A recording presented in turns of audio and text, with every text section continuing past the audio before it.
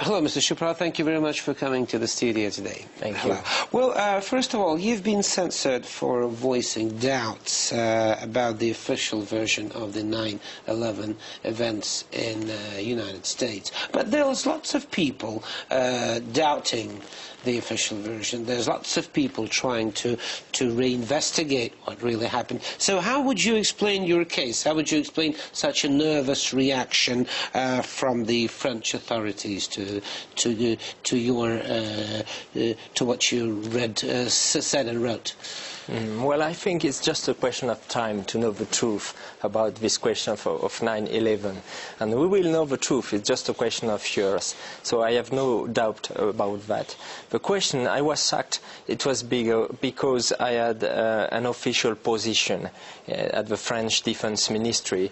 I was at the head of the geopolitical studies at the French War School, so with a kind of important influence on the main high-rank officers in France and many nationalities. So the fact that I raised some doubts about the official version was something maybe a little bit disturbing for some pro-US political officials. But never mind, I'm very sure of the future. I think we will know the truth. And you know, the main point is if you are studying geopolitics, if you are working and writing about this question of geopolitics, and if you want to understand our world in geopolitics, we have to know exactly what happened, who are the real players about terrorism, about the new threats.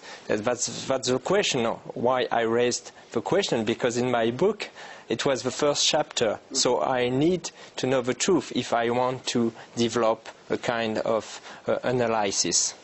You said about doubting the official version and about knowing the truth. Well, doubting the official version is okay for anybody, for journalists especially, but are you sure that you do know the truth, or you don't? No, I'm sure that the official version is not the truth. It's not the truth. It's the only thing I'm sure of.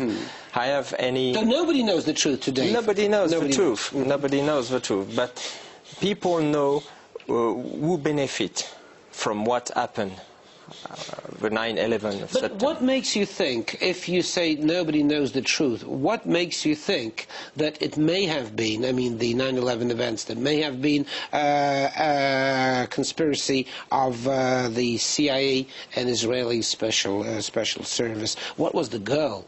The first thing is that the US culture, the US history, is history of conspiracies. If you just have a look at the US movies, the US scenarios in the movies, well, it's conspiracies in France started where before the movies were invented, before the photography even was invented. I just want to underline, to stress, is the fact that in the US culture you have this obsession of conspiracy. It's not my obsession. It's an American obsession. You can see it in the American films.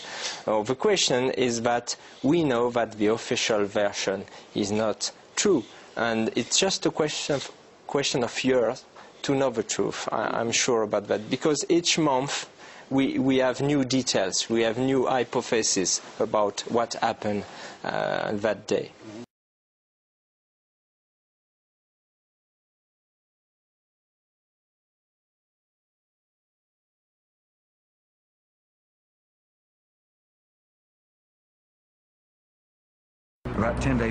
Где-то через 10 дней после терактов 11 сентября я пришел в Пентагон.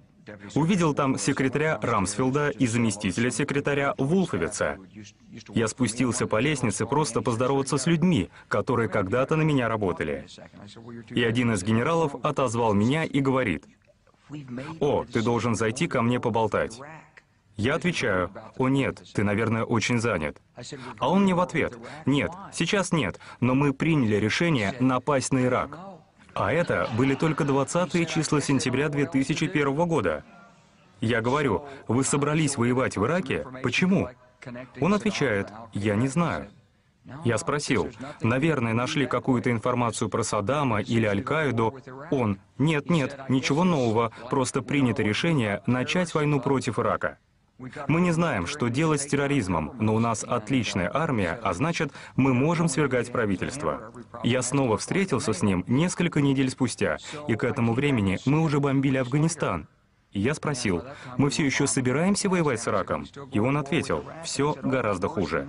Он взял со своего стола лист бумаги и сказал, вот это служебная записка, я ее только что получил сверху, из офиса секретаря обороны. Здесь список стран, которые мы будем уничтожать на протяжении 5 ближайших лет, начиная с Ирака, затем Сирия, Ливан, Ливия, Сомали, Судан и заканчивая Ираном.